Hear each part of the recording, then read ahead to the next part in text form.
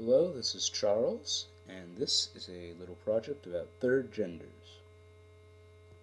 In most societies, there are two clearly defined genders, women and men, each with its own roles separate from the other one. In some societies, there are three defined genders, two clear, and the other one is an average between the two, not always physically, but more so in terms of dress and duties to the people. However, in spite of the differences in these societies, these people of the third genders all seem to have the same purpose, some sort of power, whether religious, social, or political. Religion has always been a large part of societies in the world, and because third genders tend to have power, they were a significant part of religion in some societies. The Hijras of India were very powerful religiously, and even though they were often ridiculed for their impotence. Hijras were either castrated men or intersexed people who dressed as women. They were highly respected for their ability to bless male children with the gift of fertility. However, because Hijras were aware of the power they had over the common people, they often abused their power when performing. Hijras had their power from the belief that they were messengers of the power of the mother goddess, and thus they performed at weddings to bless the couple with the gift of fertility. The Zuni Berdashis in the American Southwest were something of a religious figure as well, as the Zunis believed that they lived in the middle plane of the world, and the Berdashis were the quote-unquote middle of man and woman.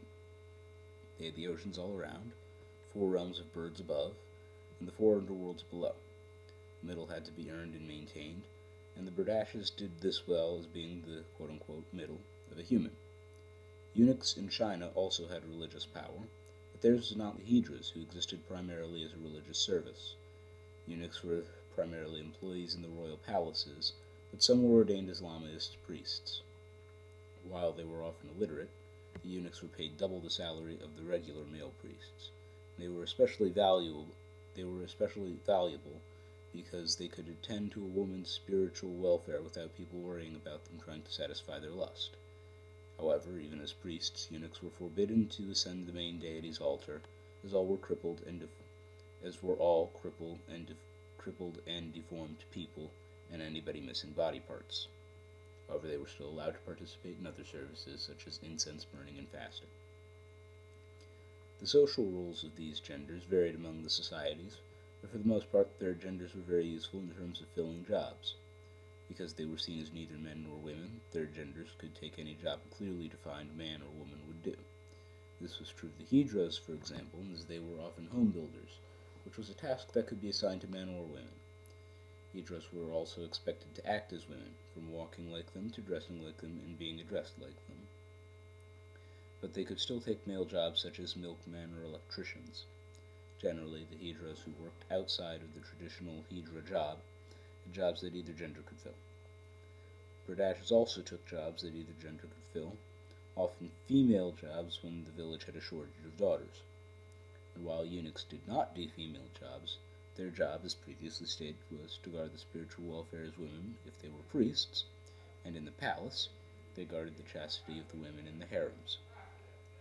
Not even an emperor's male relatives were trusted to be around the harem quarters after sunset, as the emperor did not want the risk of someone else's child taking the throne.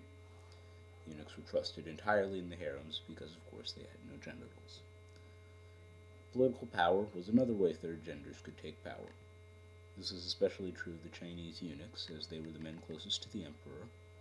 They were the only men allowed to work in the palace because someone had to attend to the concubines in the harem, and as said before, the eunuchs had no genitals and thus were perfect for the job.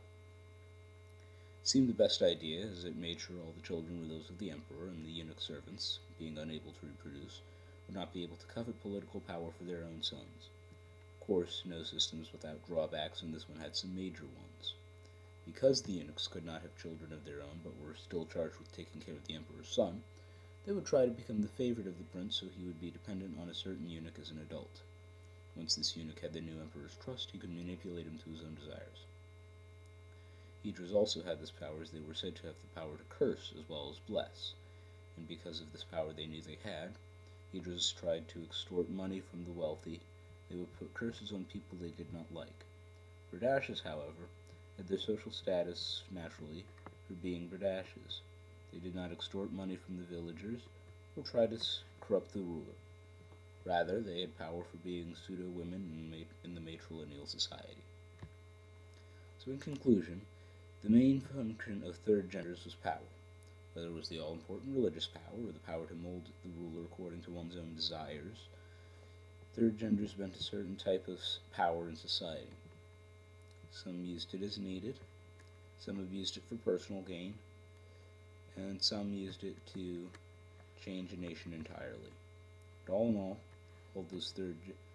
those of the third gender were some of the most socially powerful people in the world, despite the ridicule they often faced from the outside.